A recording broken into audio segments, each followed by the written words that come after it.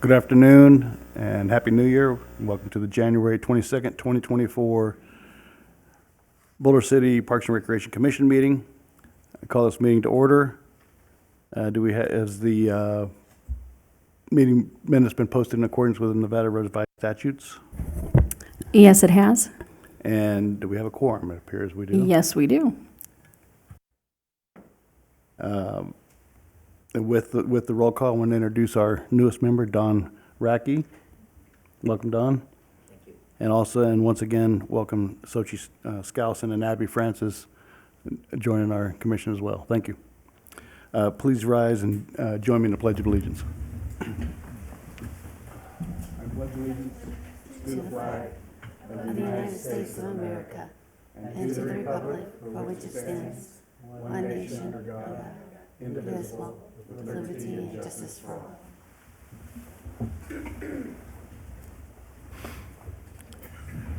Okay, we'll open it up for public comment.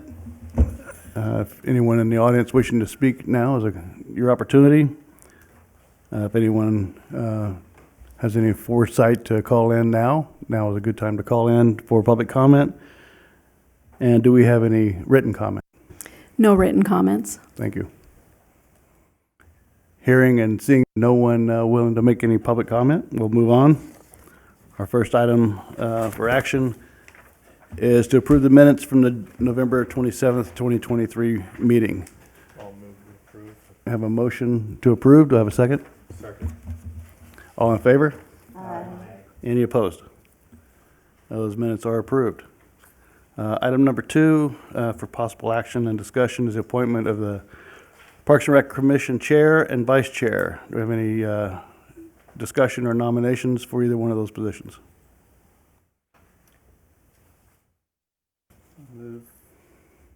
Move Scott Henson for chair. Any other nominations for chair? We'll take a vote on the chair. All in favor? Aye.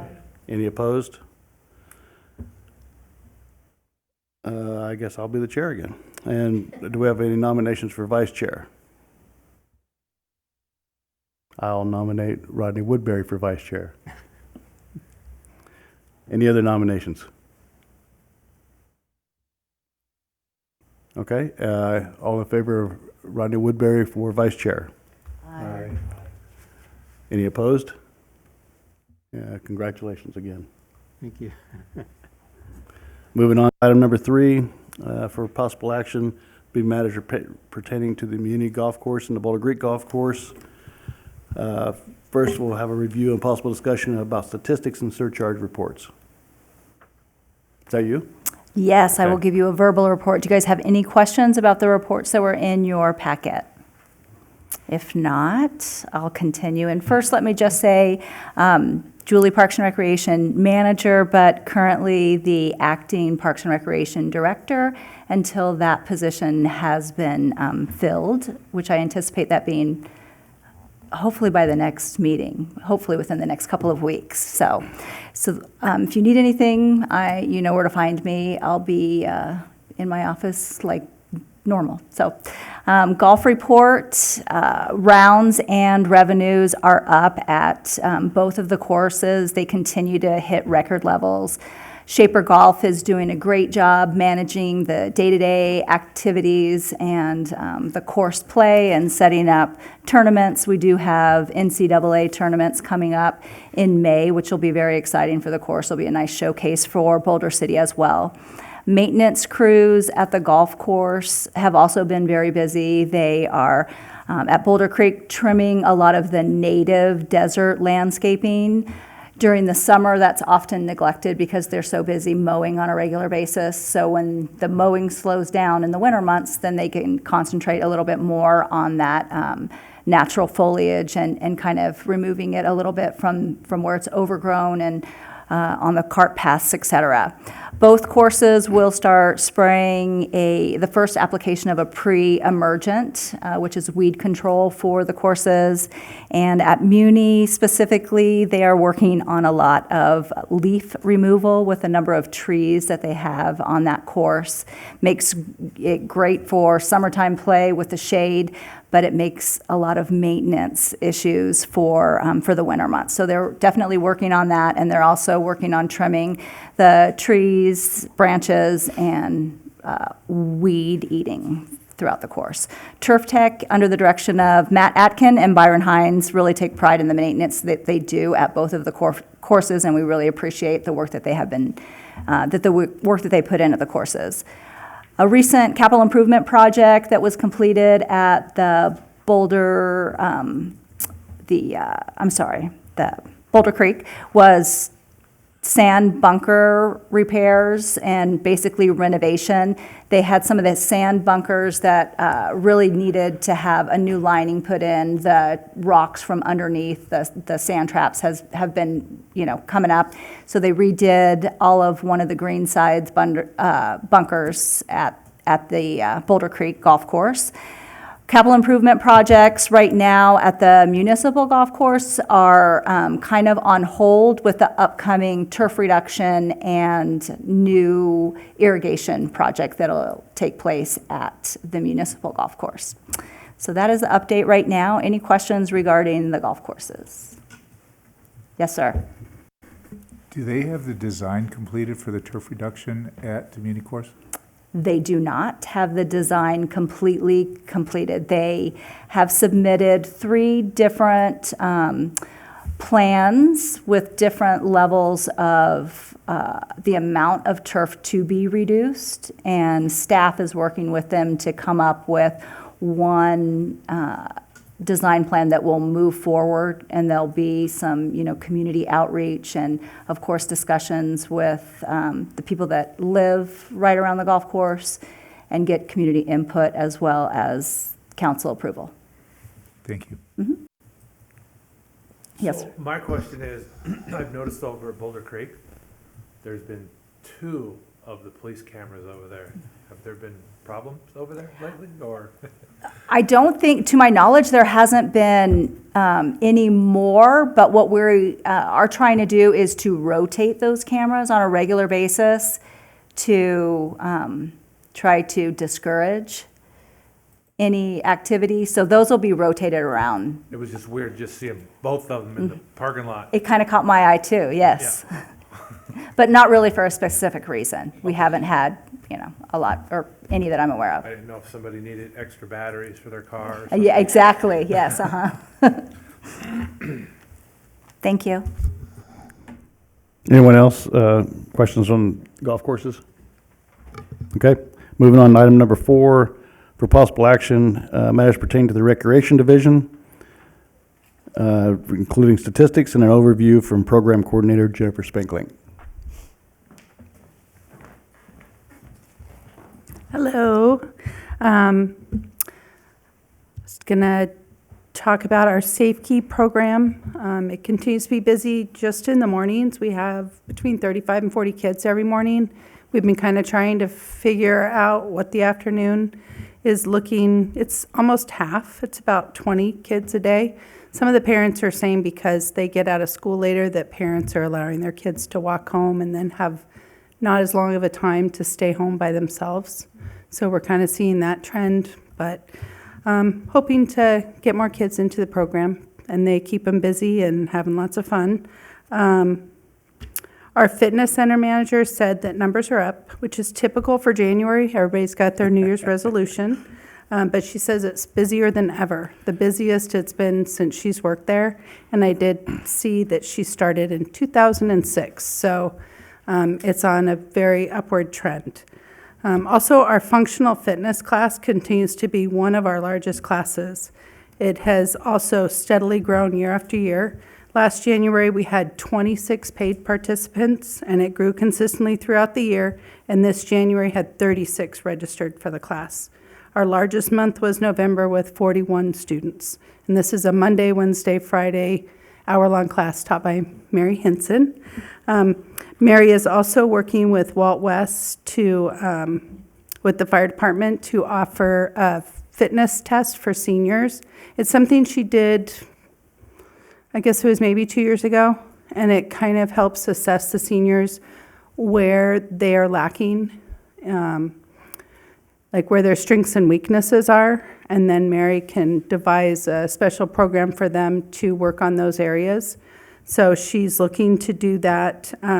Mary has a passion to keep our senior population functioning, and so that they can enjoy life as they begin to age. The fitness tests let people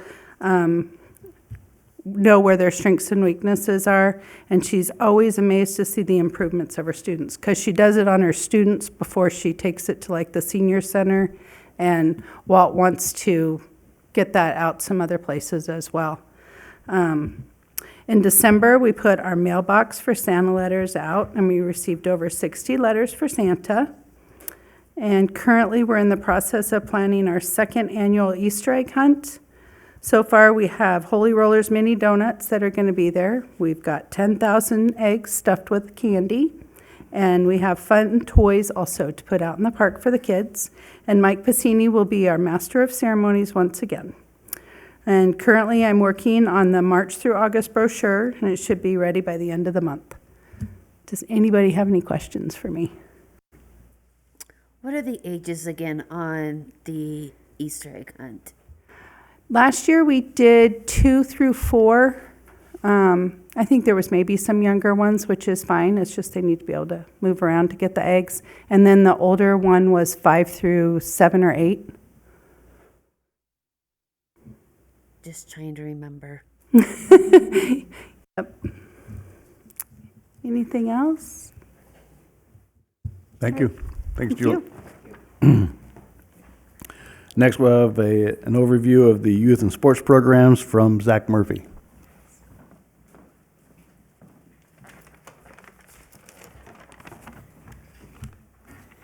All right, I have this broken up between youth sports and adult sports. Tonight, we head into our third week of youth basketball games. We had enough players, and specifically girls, sign up that we were able to have 2 boys leagues and 2 girls leagues this season. We have 14 teams in total and well over 100 kids in the program. Wow. 3rd and 4th graders play together on a smaller court with rims lowered to 9 feet in the new gym, while the 5th through 7th graders play on the full court in the old gym. This past Saturday, we had our annual opening ceremony for kindergarten through 2nd grade floor hockey to help for us to thank the Sunrise Rotary Club for sponsoring our league. We had a huge turnout, 16 teams between kindergarten through 2nd grade. We play games all day Saturday for the next 8 Saturdays. As soon as our basketball league ends, the 3rd through 6th graders start floor hockey. Our clinic, something we do for all of our youth sports, is coming up on February 10th. The clinic lets players come out, try out the sport, and it also helps us to try and create even teams as best as we're able to. For adult sports, our men's basketball league started the 2nd day of the year. We are about halfway through the season now. We hadn't had enough interest the past couple of seasons to have a men's league, so we're glad it's back with 6 teams and over 50 players. The season will end with playoffs, a free throw contest, a 3-point contest, and a 3-on-3 competition. Our spring co-ed softball and women's volleyball are right around the corner. We have the manager meetings for those leagues coming up in February, and games will start a couple weeks after that. That's all I have, unless you guys have any questions.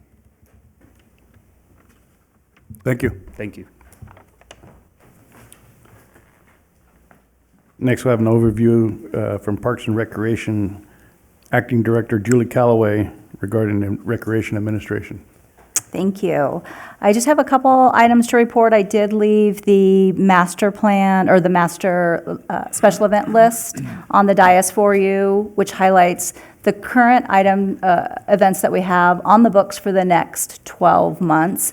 Just to kind of remind you, we do have applications that come in every single day regarding special event requests for different facilities and locations in town, and we filter through those and take the event coordinators through the process to be able to have a successful event in Boulder City. So that'll just show you what we currently have scheduled for the next 12 months, and we do not schedule out any further than 12 months in advance. So that I have left for you. I did want to give you some updates on capital improvement projects that we have going on in the Parks and Recreation Department. We've discussed before the playgrounds for Oasis, Veterans Memorial Park, and Broadbent Park. Those are all still in the works and should have the equipment here and installed by the end of spring is what we're shooting for. So that's one of our major capital improvement projects. There's also been one that has been worked on the last couple of weeks right in front of the Recreation Center, and that's a project spearheaded really by Public Works, and it's part of a water conservation project where we are removing some of the turf that is non-functional. So there's a section in the very, very back of the Recreation Center between City Hall and the Rec Center that we've replaced with pavers, and then there's an area right in front of the Recreation Center as well that was non-functional turf, so we've removed that as well as part of the citywide conservation efforts. So that is my report, other than, wait, I take that back. I do have an update on CIP for the pickleball courts that are scheduled for Veterans Memorial Park. That is still moving forward. Public Works Department is also spearheading that and is looking at different companies in town and their qualifications to provide a design for that. And the land sale agreement from the Toll Brothers Track 360, where 90% of the funding would go to towards a new aquatics facility, that is still in negotiations with the legal aspects of that agreement for the sale of the land, but hopefully should be done in the next couple of months, and that would go to City Council for approval. So, any questions? Any questions for Julie? All right, thank you. Next item, item number 5, for possible action is from the Aquatic Division. We'll hear from Aquatic Coordinator Cherie Brennan. Good afternoon. Good afternoon. So know you've heard me mention the lifeguard shortage for our morning shifts numerous times. So we finally went ahead and have been hiring some lifeguards from a staffing company for 3 to 4 shifts a week. We had 2 of our morning guards that were only working 1 day a week who've said, I can't work anymore at this point in time due to family and some other things. But I did interview somebody today, and she has open availability. She's an adult, not in school, and she's eager to get going. And I got all that paperwork done this afternoon. Also have the new pool maintenance person on board, so I was able to take a little bit of a load off of me, and it's been great. He's got a good understanding of pool chemistry and equipment and so forth, so I'm looking forward to that being a good thing moving forward. I've also put in the paperwork to hire 2 aerobics instructors. One of whom is a woman with a traditional water fitness certification, and she lives here only part-time. But her part-time here kind of coincides or is the opposite of one of our longtime instructors, Terry Grothy. So I think that'll work out just great. Terry wants to teach in the summers, can't, and doesn't want to teach in the winters, and this other lady's here in the winter. So I think we can make that a beautiful thing there. And then the other one, a young man who's Aqua Zumba certified, so looking forward to something new and different and exciting. He's only able to teach 1 day a week right now, but hoping to get that going either in February or March as soon as he gets through the paperwork mill. He did a demo for us, and Sierra and I were both in the water, and it was so much fun. So maybe we'll draw in some new folks for water fitness. As far as programming, swimming lessons continue to be low like they typically are this time of year, but we've had an uptick in private lessons.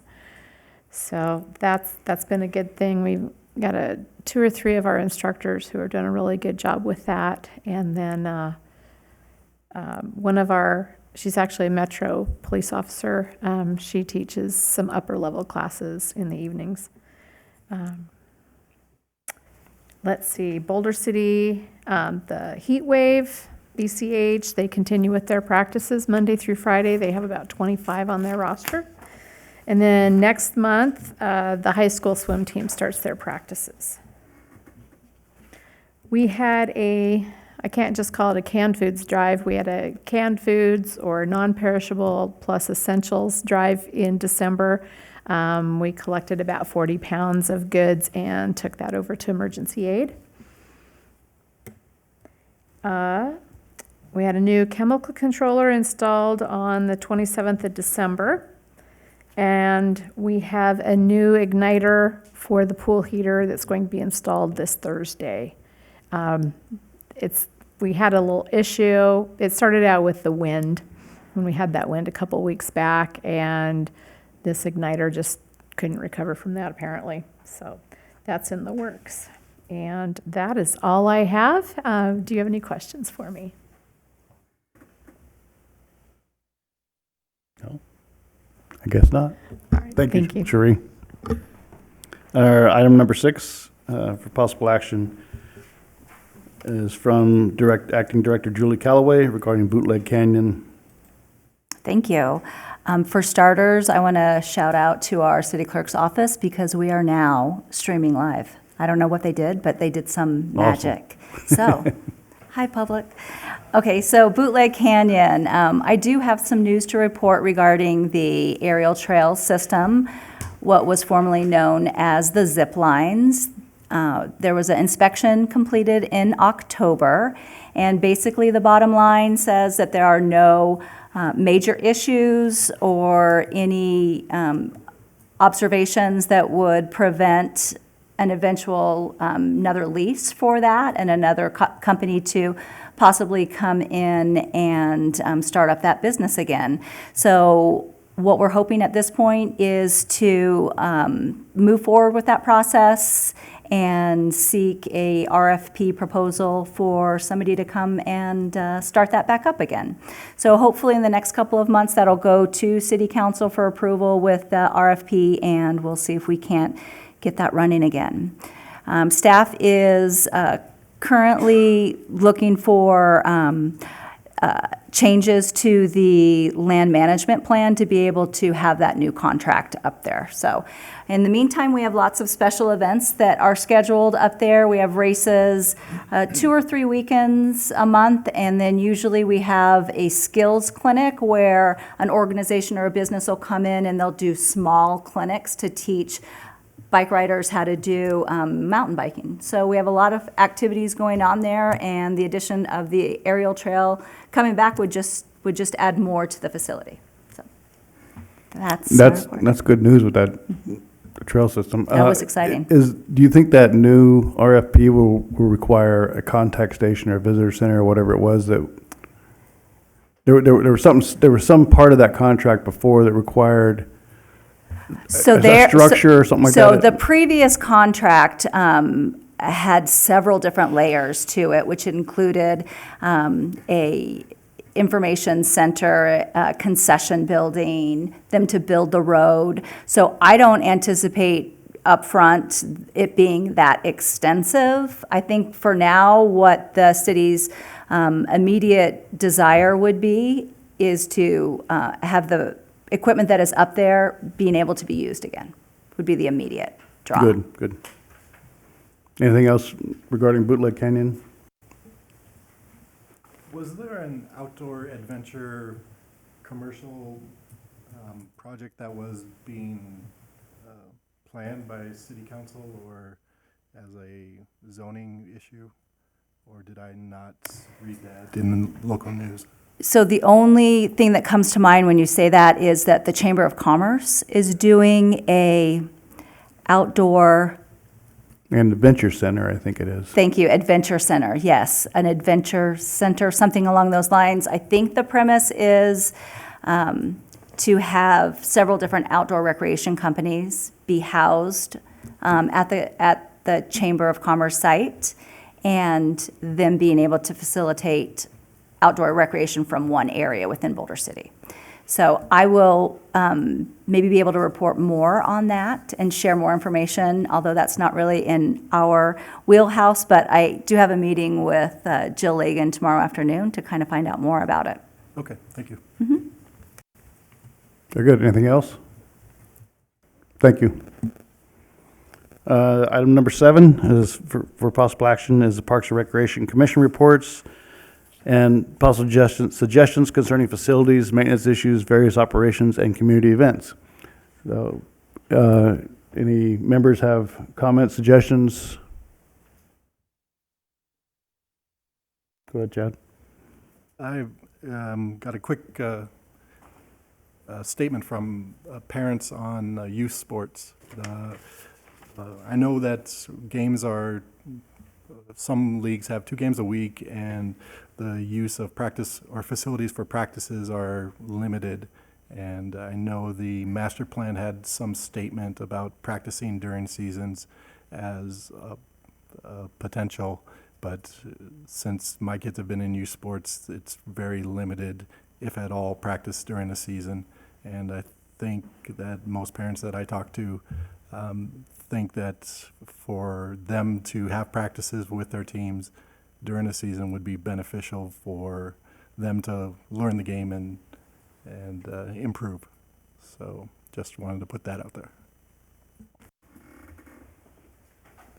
Thank you. Anyone else? Sochi or Abby, do you guys have anything you'd like to? No? Okay. I got one question. It's come up a couple of times recently, and apparently it was on Facebook today about the RC track. I guess I don't really even know what's going on with that, or if it's apparently it's a lease, I think, or anyway, if Correct. you could There is enlighten us. there's a leased area of land south of Veterans Memorial Park, south of the Veterans Cemetery. It is an outdoor quarter scale racing track that is leased out. It is, however, open to the public. I also saw the information from the weekend that it's closed and it's not open. Well, it was open January 13th. There was actually a really nice video from one of the patrons that was there during the race, showing how nice it was out there and inviting people to come out.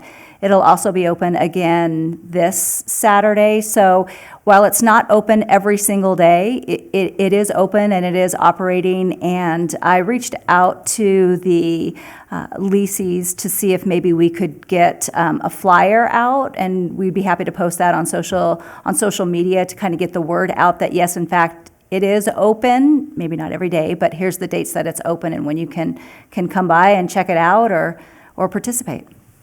Very good. Thanks. You're welcome. Anyone else? Okay, hearing none, we'll adjourn this meeting.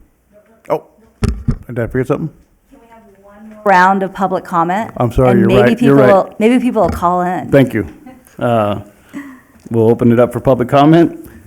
Everybody has 5 minutes to speak on any topic. We apologize for not having public comment available by phone at the early part of the meeting, but now you have that opportunity again. So if you would like to call in, you can do so by calling 702-589-9629. Again, that number is 702-589-9629.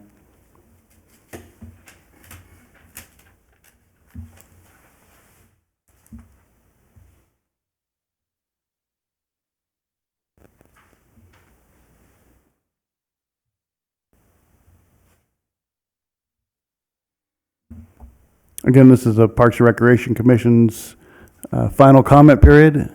If you'd like to make comment, you may do so by calling 702-589-9629.